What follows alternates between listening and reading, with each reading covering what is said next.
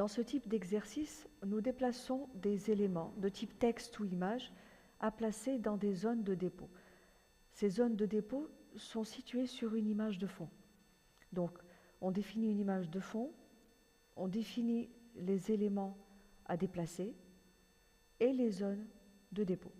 Alors, par exemple, ici, vous avez l'expression tête, la tête, le bras, la jambe, et ainsi de suite. Ce genre d'exercice est appelé question glisser-déposer sur image, que nous allons faire maintenant. Ajoutez à notre banque de données une question du type glisser-déposer sur image. Donc le principe est d'avoir une image de fond sur laquelle nous allons placer d'autres images ou bien un texte. Donc c'est une forme d'annotation d'une image.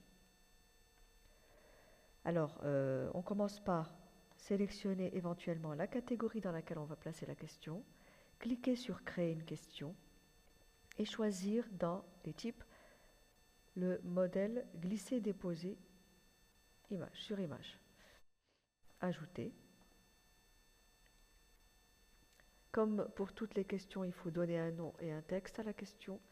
Dans cet exercice, on va prendre l'image d'une cuisine et le participant devra placer des ustensiles dans cette cuisine et repérer un élément de la cuisine. Alors, on va appeler ça la cuisine. Le texte que j'ai déjà préparé, le suivant. Dans ma cuisine, l'assiette est sur la table, la casserole est dans l'évier, le bol est sur le plan de travail à côté du réfrigérateur, les couverts sont dans le tiroir. Et peux-tu me montrer le tiroir et placer les ustensiles à la place indiquée. Donc là, nous allons faire des puces, liste à puces. Bien, dans cet exercice ayant 4 objets à placer, donc on peut noter la question sur 4. Vous pouvez mettre la note que vous voulez. Une remarque générale. Et nous passons à l'insertion de l'image de fond. Cette image sur laquelle on va faire les annotations. Il faut savoir une chose importante, c'est que cette image doit avoir au maximum 600 sur 400 pixels. J'avais préparé cette image en utilisant l'outil GIMP. Donc je l'avais transformée et je lui ai donné la taille nécessaire pour ne pas dépasser 600 x 400 pixels. Donc maintenant, je vais choisir un fichier. Soit ce fichier existe déjà sur mon serveur Moodle, je peux cliquer sur fichier disponible ou fichier récent ou bien fichier personnel. Là, je vais le télécharger, enfin le trouver dans mon disque. C'est le fichier cuisine. Je peux lui donner un nom, éventuellement l'enregistrer sous un autre nom et déposer. Voici donc notre cuisine. Les éléments suivants sont zone de dépôt, éléments déplaçables et les feedbacks, comme d'habitude.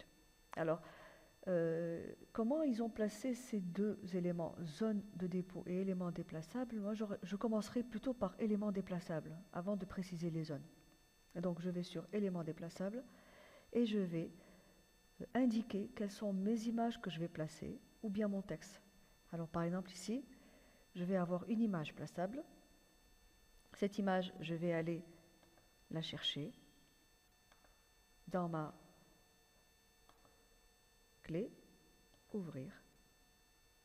Je peux l'enregistrer parce qu'elle s'appelle bol.p, donc franchement, je vais changer ce nom.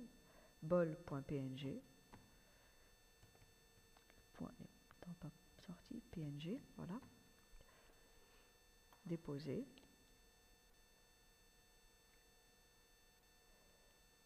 Élément plaçable 2, je vais chercher cette fois-ci une assiette. Là aussi, assiette.png, le nom avec lequel elle va apparaître. Troisième élément plaçable, c'est encore une image que je vais chercher. Et cette fois-ci, ça va être une casserole.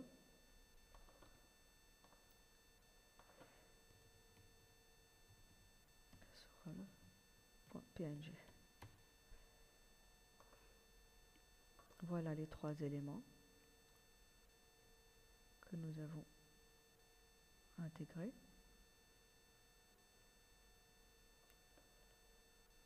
Et puis, le tiroir. Le tiroir n'étant pas un texte, ça va être, n'étant pas une image, ça va être un texte. Donc je modifie le type et j'écris ici le tiroir.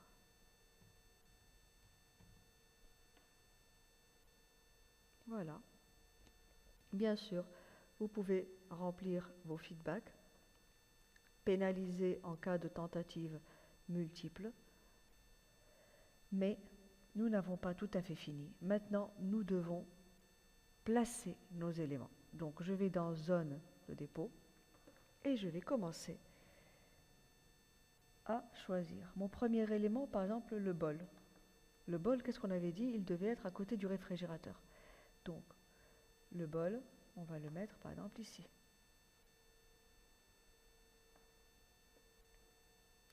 Automatiquement, Moodle définit les coordonnées de cette image. Je passe à l'élément suivant, l'assiette. Elle était sur la table. Je prends l'assiette, je la place sur la table, à peu près ici. Troisième élément, c'était la casserole. Elle était dans l'évier.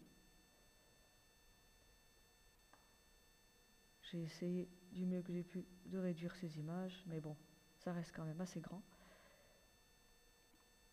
Et puis à la fin, ça sera le texte, autour de notre texte qui est tiroir.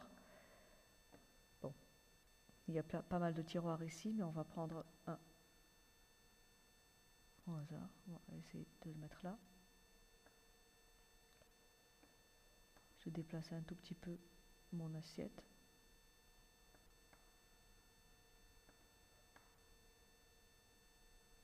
Ma casserole.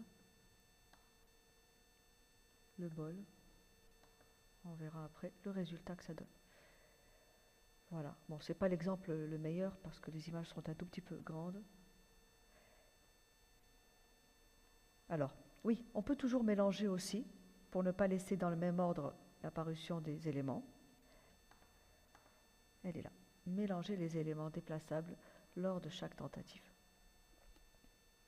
Voilà.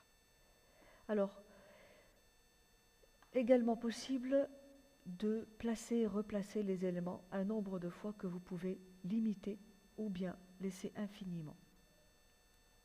Alors, si je clique sur infini, il pourra remettre les objets à la bonne place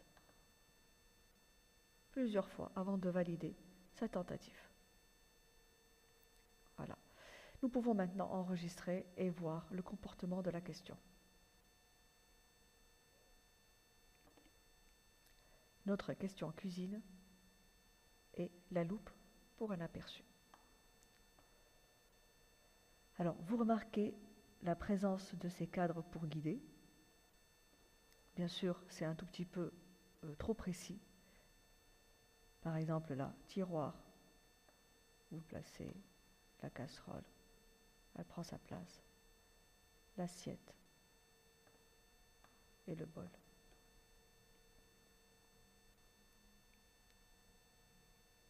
On ferme la prévisualisation.